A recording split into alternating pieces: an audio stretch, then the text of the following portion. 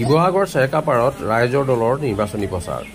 ঘৰে ঘৰে গৈ আগন্তুক পঞ্চায়ত নিৰ্বাচনৰ প্ৰচাৰত ব্যস্ত হোৱা প্ৰতিগৰাকী প্ৰাৰ্থী।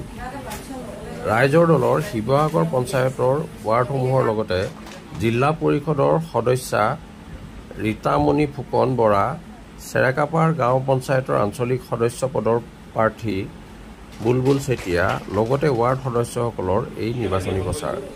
গাঁৱে গাঁৱে শাসকীয় দলৰ বিৰুদ্ধে প্ৰচাৰ চলাই ৰাইজৰ মন জয় কৰিবলৈ চেষ্টা অব্যাহত ৰাইজৰ দলৰ প্ৰাৰ্থীসকলৰ। ব্যুৰ ৰিপৰ্ট আটকাই দিব। শিৱসাগৰ বিধানসভা সমষ্টিত আমি ৰাইজৰ দলে আগন্তুক পঞ্চায়ত নিৰ্বাচনৰ কাৰণে সকলো প্ৰাৰ্থীক লগত লৈ ঘৰে ঘৰে প্ৰচাৰ কাৰ্যসূচী চলাইছোঁ। ৰাইজৰ ঘৰে ঘৰে গৈ আমি তেখেতসকলৰ আশীৰ্বাদ বিচাৰিছোঁ, সমৰ্থন বিচাৰিছোঁ। আমি জানো যে শিৱসাগৰ সমষ্টিবাসী ৰাইজ যথেষ্ট সচেতন আৰু বিবেকবান, আৰু তেখেত এখন সচেতন বিবেকবান ভোটাৰ কাৰণেই জেলত থকা অৱস্থাতে আমাৰ দলৰ সভাপতি অখিল গগৈক এই সমষ্টিৰ পৰা বিধায়ক হিচাপে নিৰ্বাচিত কৰি পঠাইছে। গতিকে আমি আশাবাদী যে আমি এইবাৰ ৰাইজৰ দলে প্ৰতিটো জিলা পৰিষদত, প্ৰতিটো আঞ্চলিক পঞ্চায়তত ৰাইজৰ কাৰণে কাম কৰিব পৰা একোজন যোগ্য প্ৰাৰ্থীক আমি আগবঢ়াই দিছোঁ। গতিকে আমি আশাবাদী যে সচেতন আৰু বিবেকবান শিৱসাগৰবাসী ৰাইজে আমাৰ দলৰ প্ৰাৰ্থীক ভোট দি জয়যুক্ত কৰিব বুলি আমি দৃঢ়ভাৱে আত্মবিশ্বাসী। যদিও আমি দেখা পাইছিলোঁ যে শিৱসাগৰত আমাৰ দলৰ বিধায়ক অখিল গগৈৰ ভেটি আমি যথেষ্ট মজবুত কৰি আছিলোঁ। আমি পঞ্চায়ত নিৰ্বাচন সকলোৱে বুজা পৰা হ'ব বুলি আছিলোঁ বিৰোধী দলবিলাকৰ মাজত। যদিও আমি সেই মিত্ৰতাত আমাৰ নহ'লগৈ, তাৰপিছত আমি দেখা পাইছোঁ যে আমি যথেষ্ট দৃঢ়তাৰে আমাৰ সকলো কৰ্মীয়ে কাম কাজ কৰি আছে। মই এই চেগতে ৰাইজৰ দলৰ হৈ গাঁৱে ভূঞে কাম কৰি থকা আমাৰ দলৰ প্ৰতিজন নিষ্ঠাপন কৰ্মীলৈ দলৰ তৰফৰ ফালৰ পৰা সংগ্ৰামী অভিনন্দন জনাইছোঁ, তেখেতসকলক ধন্যবাদ জ্ঞাপন কৰিছোঁ। আৰু পুনৰবাৰ মই এইটো কথা দি ক'ব পাৰোঁ যে শিৱসাগৰ সমষ্টিবাসী ৰাইজ যথেষ্ট সচেতন, বিবেকবান, অসমপ্ৰেমী ভোটাৰ, আৰু আমি আগবঢ়াই দিয়া প্ৰতিজন যোগ্য, দক্ষ আৰু সমাজ সচেতন প্ৰাৰ্থীক শিৱসাগৰবাসী সমষ্টিয়ে এবাৰ নিৰ্বাচিত কৰিব বুলি আমি আশা কৰোঁ।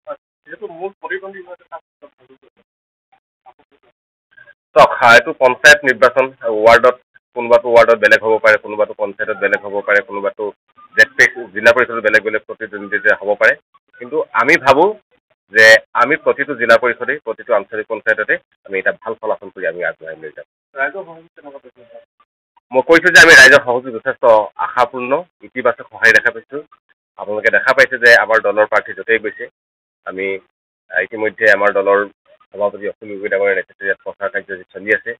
এতিয়া আমি হোম কেম্পেইন ঘৰে ঘৰে মানুহৰ ওচৰলৈ গৈছোঁ, আৰু যেতিয়া দেখা পাইছোঁ যে ৰাইজৰ যথেষ্ট ইতিবাচক সহায় দেখা পাইছোঁ। আৰু মই কৈছোঁ যে শিৱসাগৰ সমষ্টিবাসী ৰাইজ যথেষ্ট সচেতন আৰু বিবেকবান ভোটাৰ। এই কথা 21ৰ বিধানসভা নিৰ্বাচন আমি সকলোৱে দেখা পাইছোঁ, অসমবাসী ৰাইজে দেখা পাইছোঁ। তাৰ প্ৰতিফলন এইবাৰ পঞ্চায়ত নিৰ্বাচনো ঘটিব বুলি আমি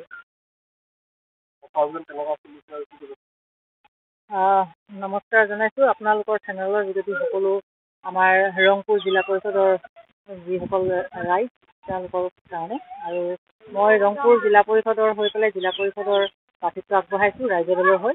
আৰু মই যিহেতুকে ৰাইজৰ দলৰ হৈ পেলাই প্ৰাৰ্থীত্ব আগবঢ়োৱাৰ লগতে মই এগৰাকী সমাজ সচেতন এগৰাকী নাৰী হিচাপে নিজকে মই বুজি পাওঁ। গতিকেলৈ সেইটো কাৰণে মই ভাবোঁ কি যিসকল ৰাইজৰ ওচৰত গৈ পেলাই মই এতিয়াও পাবগৈ পৰা নাই, যিসকল ৰাইজৰ ওচৰত গৈ পেলাই মই এতিয়াও লগ কৰিব পৰা নাই, সেই সকলো ৰাইজৰ প্ৰতি মই ক্ষমাপ্ৰাৰ্থী হৈ পেলাই তেওঁলোকক মই অনুৰোধ জনাইছোঁ আজি আপোনালোকৰ চেনেলৰ যোগেদি যে তেওঁলোকে সঠিকজনক চিনাক্ত কৰক আৰু সঠিকভাৱে তেওঁলোকৰ ভোটদান প্ৰদান কৰক।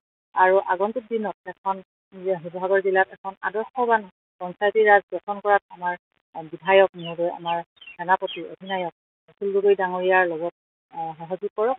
আৰু আমাক বিশেষকৈ মোৰ কথাটো মই ক'ব বিচাৰিছোঁ যে মই এতিয়াও বহু মানুহৰ ওচৰত মই গৈ পেলাই মোৰ বাবে মই নিজৰ চিনাকিটো দিব পৰা নাই। গতিকে তেওঁলোকক মই পুনৰবাৰ হাতযোৰ কৰি মই অনুৰোধ কৰিছোঁ, তেওঁলোকে মোৰ নামটো মনত ৰাখক। মই শ্ৰীমতী ৰীতামণি ফুকন বৰা, মই ৰাইজৰ দলৰ হৈ পেলাই চিলিণ্ডাৰ চিনত ভোট বিচাৰিছোঁ, আৰু জিলা পৰিষদৰ 7 নং ৰংপুৰ জিলা পৰিষদটো মই প্ৰতিদ্বন্দ্বিতা কৰিছোঁ। সকলোকে পুনৰবাৰ মই মোৰ অশ্ৰদ্ধা প্ৰণাম জনাই মই ইয়াকে অনুৰোধ জনালোঁ। ৰাইজৰ ওচৰত অসমক ভাল পোৱা প্ৰতিজন মানুহ আমি চিৰদিন কৃতজ্ঞ। মই সেইকাৰণে আকৌ এবাৰ কৈছোঁ যে আমি আপোনালোকক কেতিয়াও নকওঁ, আমি আপোনালোকৰ শিৱসাগৰবাসী সমষ্টি ৰাইজৰ ওপৰত আমাৰ দৃঢ় বিশ্বাস আছে যে আপোনালোকে এজন অত্যন্ত যোগ্য প্ৰাৰ্থীকে আপোনালোকে বিবেচনা কৰি তুলিব আৰু আমি আশাবাদী যে আমাৰ দলৰ তিনিওগৰাকী প্ৰাৰ্থী বিশেষকৈ দুগৰাকী প্ৰাৰ্থী আমাৰ ৱাৰ্ডৰ কাৰণে আমি মাম্পী গগৈ তেখেতকো উঠাইছো গতিকে আপোনালোক তোলাচোন আমি উঠিব বুলি আশাবাদী কিন্তু আমি আপোনালোক কেতিয়াও নকওঁ যে আপোনালোকে আমাৰ প্ৰাৰ্থীকে ভোট দিব লাগিব কাৰণ মই আপোনালোকক